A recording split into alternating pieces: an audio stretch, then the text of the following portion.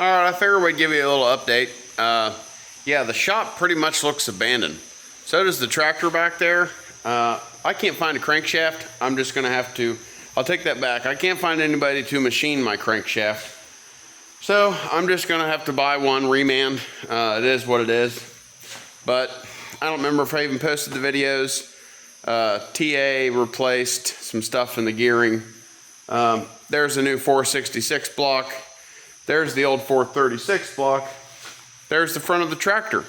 I guess I'll show you around. So yeah, as I said, the shop pretty much looks abandoned. Just about like my YouTube channel. But it is what it is. Life gets busy. My son knocked over some oil and the whole floor was flooded. And all the floor dry is still there. And I'm pretty sure from where the wall leaks, there isn't even any oil there anymore. But I had the other tractor in here, had to do a, yeah, there's a big camshaft. Had to do some repairs to it, specifically the block. I will insert clip here.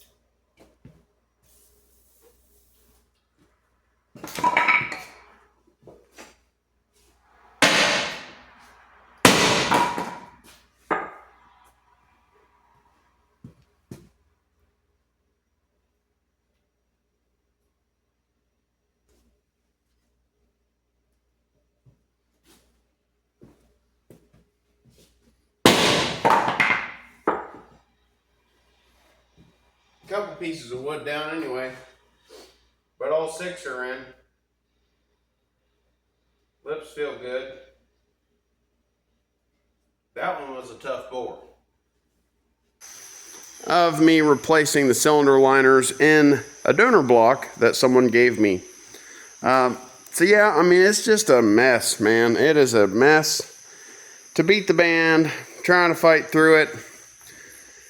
It'll be fine. But yeah, quick shop tour. There's my wife's last year's yard sale stuff still stuck here behind a truck. That's not mine, but has a broken crankshaft, and well, he's 23 and doesn't have any money, so that sucker's about to get pushed outside.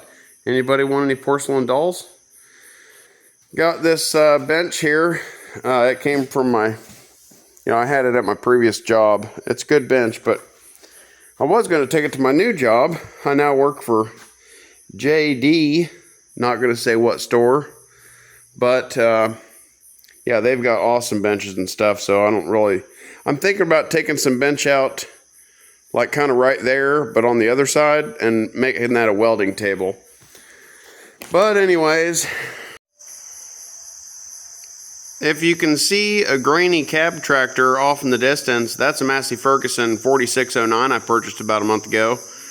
It's been a blessing. 2,800 something hours on it. I put 25 hours on it. And then there's little old black shadows of sheep still in the feedlot barn.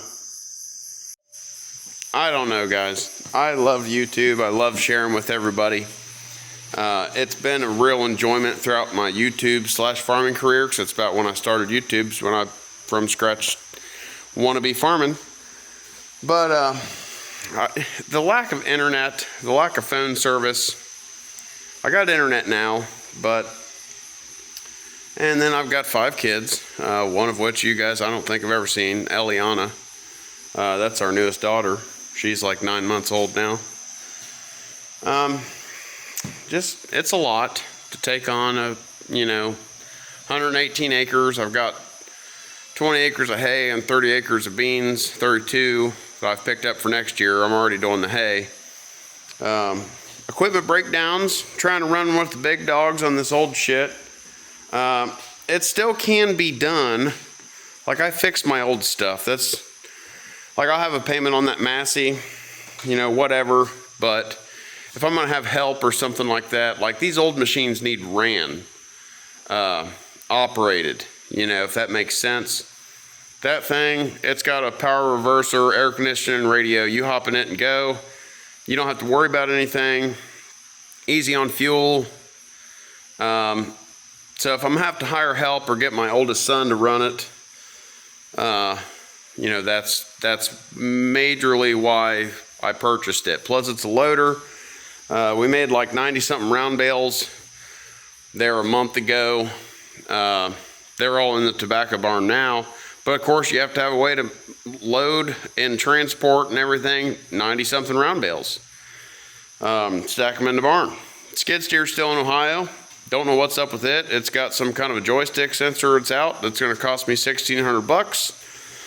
Bobcat of Mount Orb, Bobcat Enterprises, yada yada. No plug or whatever. But they're going to go and fix it for me for $200 an hour. Yeah, wish we ain't got that kind of money, don't we? But I got to have it. I got to get the bed pack cleaned out. It's not bad. The sheep stay dry. I feed round bales on the ground, so that gets spread around as bedding. But it's just getting thick, and I need to clean it up for them. Don't know what other kind of updates. My old Ford Power Stroke still running strong. The B275 still does great. I did buy a 12-row John Deere 7000 corn planter with liquid fertilizer. That's what I planted this 90 acres in corn with this year. It's a DeKalb. I think it's like a 6537 or 6735. I'll get the number for you at some point if I, actually update, right? But I'm just kind of piddle farting. I was bush hogging a bunch. Got rained out today. Now I'm down here kind of overwhelmed. There's a lot of cleaning up to do, but cleaning up doesn't make you money. And I guess that's that. But yep, back to the tractor here. Alright, so this is my tractor. We'll show you more here in a little bit. I've got junk and shit just everywhere.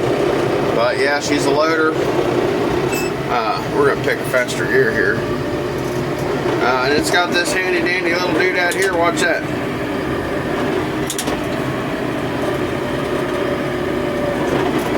Look at that. That's really a nice feature. I paid $32.9 for this. $28.47 is what it had on it. So I've put, what, 25 hours, something like that. But yeah, we're gonna go out here and look at the corn, and then maybe we'll get out and we'll look at the tractor. It's the next day, by the way, if you can't tell by the daylight. It needs a couple things, like that armrest is missing. I gotta get screws for this. A cable was off. I put the cable back on, but for whatever reason, it's like this piece was put on before the headliner or the roof was put on, because it had two 8mm nuts back there.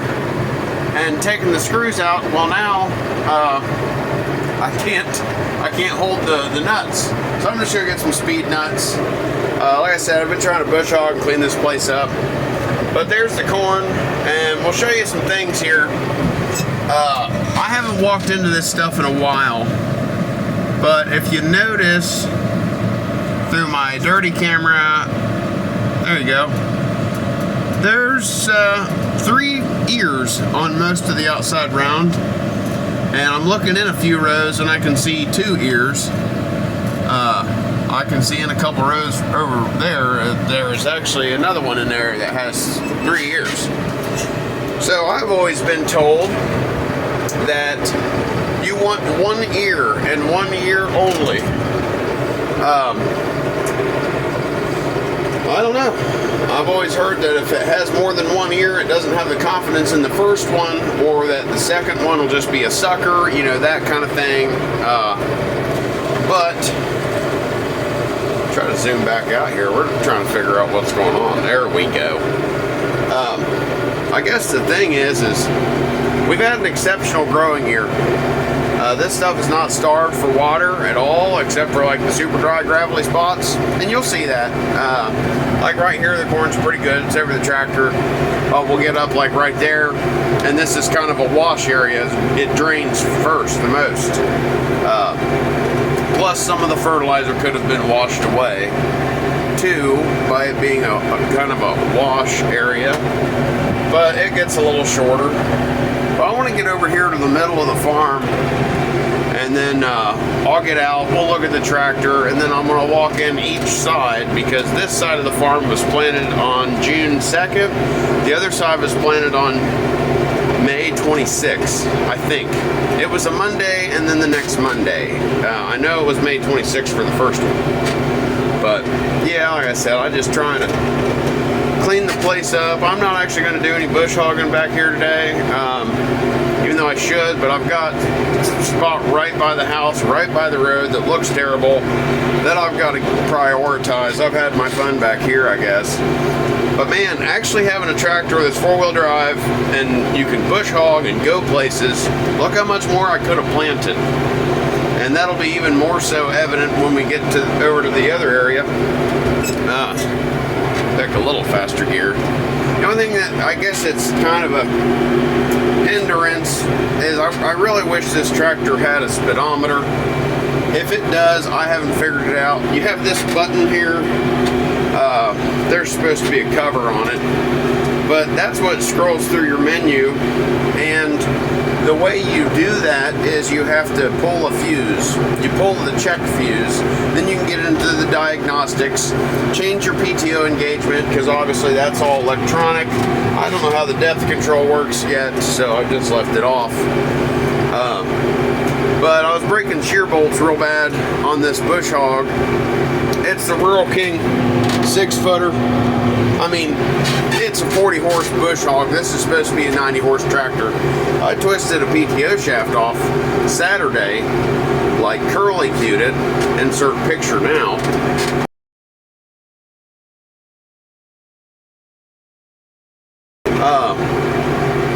And yeah, just twisted it off like a Tootsie Roll. And that's because I had put a grade 8 shear bolt in it. Now, that being said, what I was getting at is it's electronic engagement for your PTO. So you can set it to where it kicks on now, it kicks on here in a little bit, and then it kicks on after a while. And what I mean is, like, it's you're changing how soft the engagement is. So yeah, I'm still seeing a bunch of 3 ears. I haven't seen any with 4, but I can tell you, it's with what I'm looking at. I don't know. I mean, a lot of the second years look good, like they're growing girth. But here's the thing too, okay? I did all my calculations for how much this crop was going to cost. There's a 4-ear. Yep, just seen it. Verified. Outside rows you'll have more ears. We're going to walk in to see if that's the case on the inside.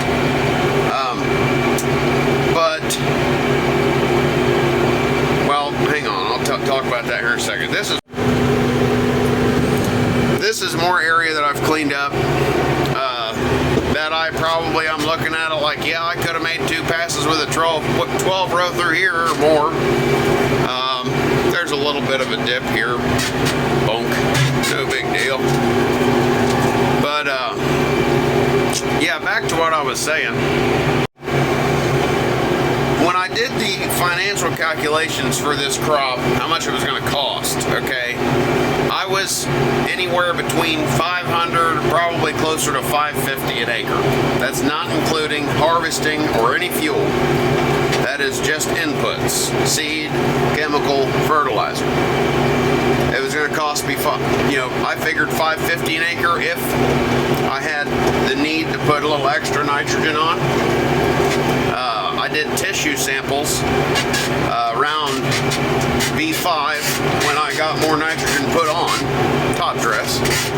Those tissue samples came back good, and then it got wet. And what I wanted to do was put a 3rd shot of nitrogen on. You've got the shot spread with, the disking and all that, the rest of the fertilizers, and then I have to put it in 4-wheel drive, boys, let me tell you. It was dry the other day when I come back here. That was just a little bit wet, but we didn't stop. So half the nitrogen got put out with fertilizer spread, dissed in, planted. V5, we come back with 100 units, or 96.2. We're just going to call it 100 units. Took a tissue sample. Tissue sample revealed that the plants were not lacking in anything at all. They were high in a couple areas and sufficient, or the higher range of sufficient in the others. Well, now we've got plenty of rain. I called my guy, fertilizer, and I'm like, well, hey, since I don't have these papers in front of me and I'm really trying to do this math, I'm only coming up with $466 per acre. The spray came back $3,000 cheaper than I expected. It did okay. I wish they would have got around the edges a little more. But the spray, we figured like $5 grand for the spray.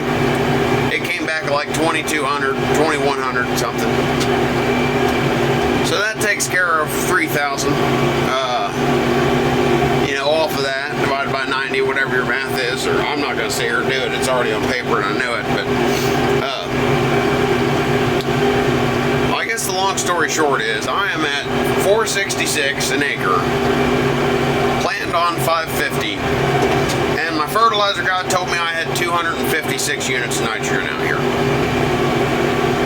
I don't know if I believe that.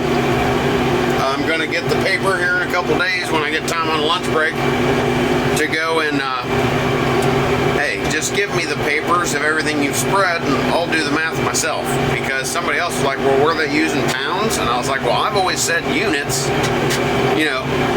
and why that matters if you're not a farmer, or if you don't understand fertilizer or numbers, even if you're a gardener, you see 21-2-4-18, whatever.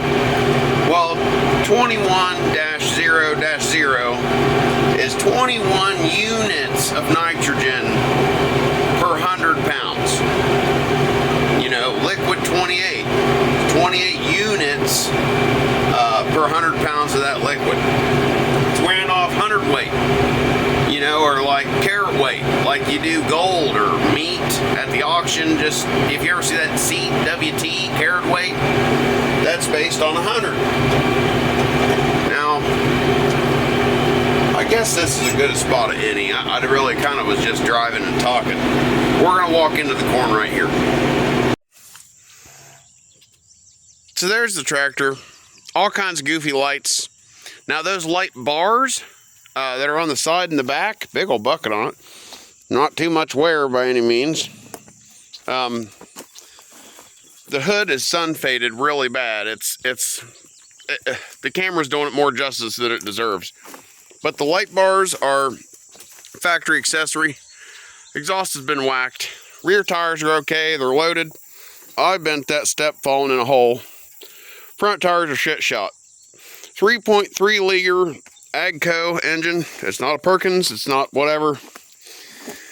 Yeah, I mean, the front lights work if you hit a bump.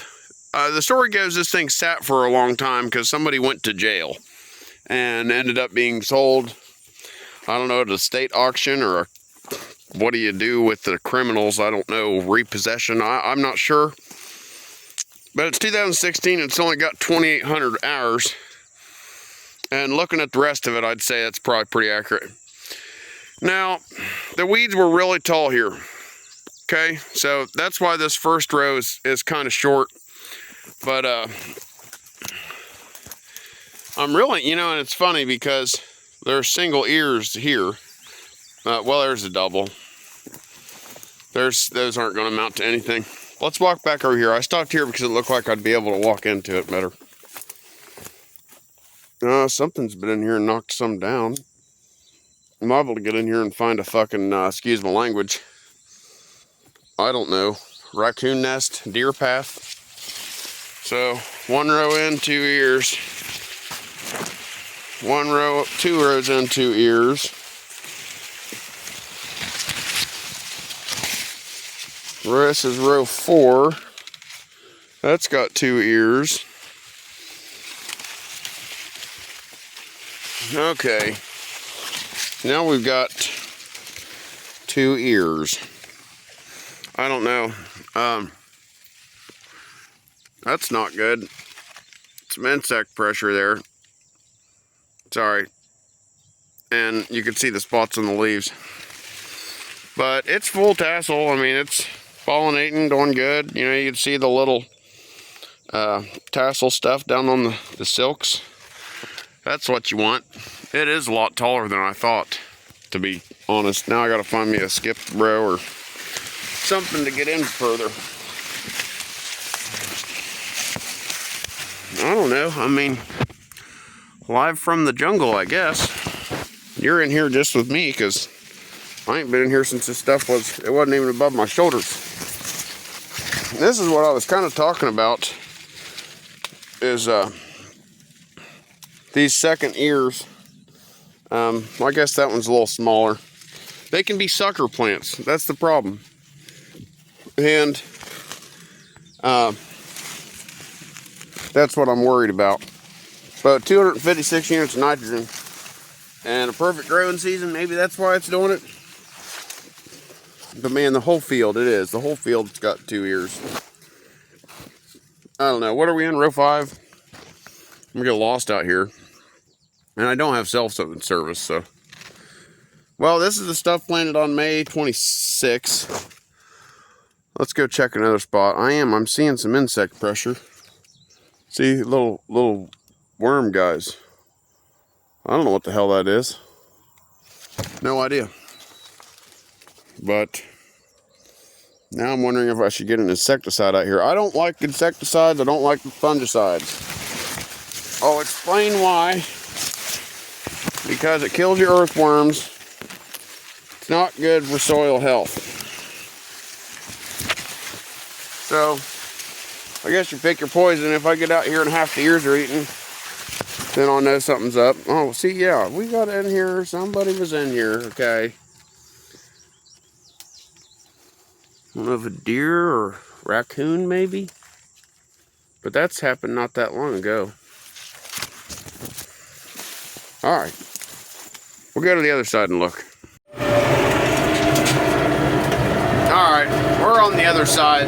I'm not gonna lie, I stopped and took some pictures of those bugs. I'm not, well, maybe right here we'll walk in. These low spots, it's pretty typical. This spot stays really wet. Being that there's like, should really be a pond right there. But I wasn't gonna walk out in the corn, but we'll at least walk over there.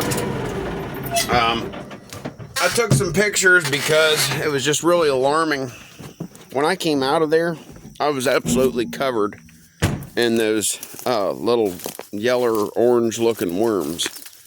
And then I stopped at the top of the field. I think we're about probably the same area. I didn't really pay attention over here, but we're roughly the same area. Just across the little creek there, or whatever that is, drainage ditch. So yeah, this area is a winter, but you can see, look at the ground, it's just so wet right here, and that's fine. You'll have that on any farm. Some drainage issues. This corn's a week behind. I wasn't going to walk back out in here because, like I said, I was absolutely covered in those little yellow bugs. Don't know what kind of poop that is. I've heard there's bear sightings in Kentucky. Oh no, I don't know. But, so, well, I guess this corn's just as tall. I'm going to start looking before I get covered in these dang bugs. Because I'm just not a fan of creepy crawlies. I mean, it's whatever. I'm not scared, but it's just yucky. So, I guess I would technically still consider this an end row, being that all those rows are non-existent. Some spindly ones. Some doubles. Maybe that might be a tassel piece. No, that's one of them worms. No, it's a tassel piece. I'm trying to look through the camera as well. I'm going to say overall I'm not seeing those worms here because they were just all over in the other field. There's a ladybug. That's a good sign. I don't know. The color also looks deeper over here. To be 100% honest. I don't know what's the deal is with that. I like the color better over here. The plants are better over there. But they also have all the bugs. So, I don't know. I'm going to make some calls tomorrow to a couple people I trust. Ask them advice. Like I said, or I was saying anyways, I don't like using fungicide or insecticide because it's not good for the soil. And when I bought this place and was taking my initial soil samples,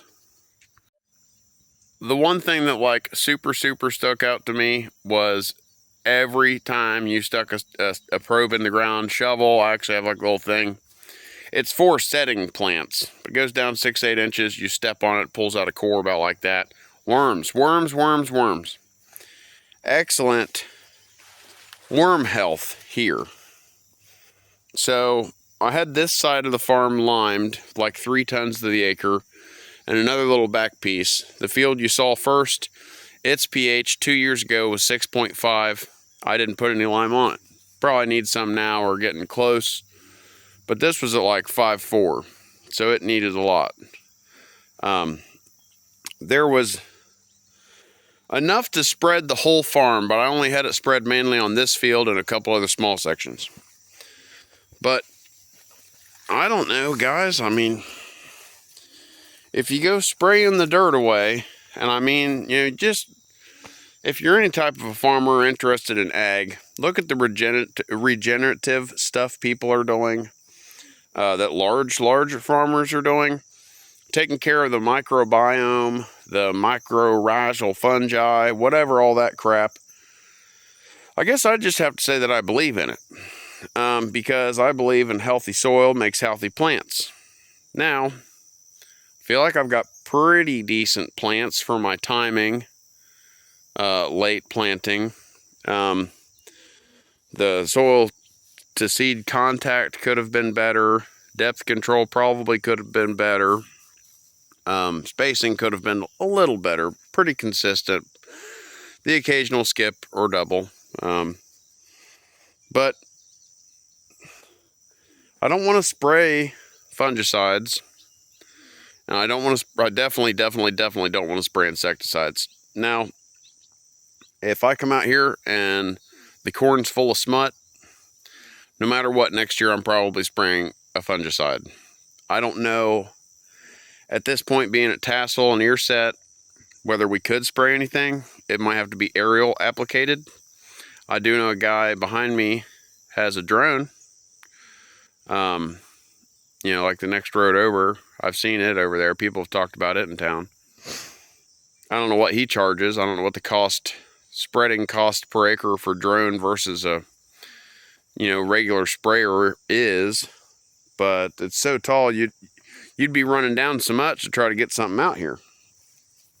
So I think at this point the only option would be aerial, if it would be beneficial at this stage or not.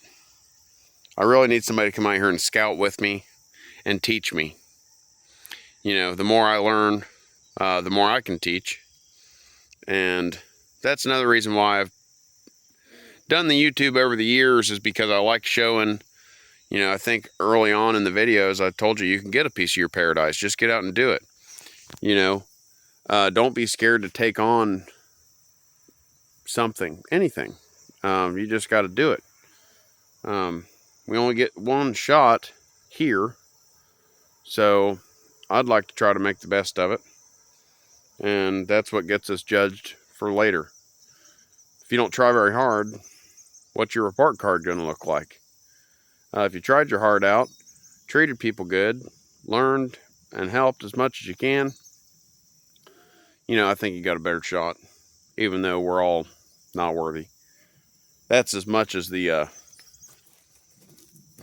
Jesus preaching we're talking, I guess. But yeah, that's it for now, I guess. I mean, wannabe farmer from a wannabe cornfield with a wannabe red tractor. It's a Massey, so it's not a real red one. But yeah, thanks for watching. If you like what you see, come on back. And if you give me a thumbs up, I'd appreciate it. I'm going to try, you know, things are slowing down a little bit. I'm going to try to update more and, you know, maybe show you guys a little bit more about my life, I guess. I mean, it's changed dramatically in the last few years. Like I said, I'm no longer working at Subaru. I worked there for 13 years. Now I'm working for a John Deere dealership. I still don't like them. They're nice tractors, but I think that's, I think what I'm experiencing is the fact that they're newer than my stuff. So that's why I think they're nice. But yeah, try to get this crop in. Talking about maybe putting up another grain bin. Like I said, I got some more area to farm. Really want the ability to harvest and keep 2 different crops and not just have to monocrop all my land because I've only got 1 bin. But I'll quit rambling. I appreciate it, and hopefully we'll see you next time. Thanks. Would you look at that? It even has a Michelob holder. Huh.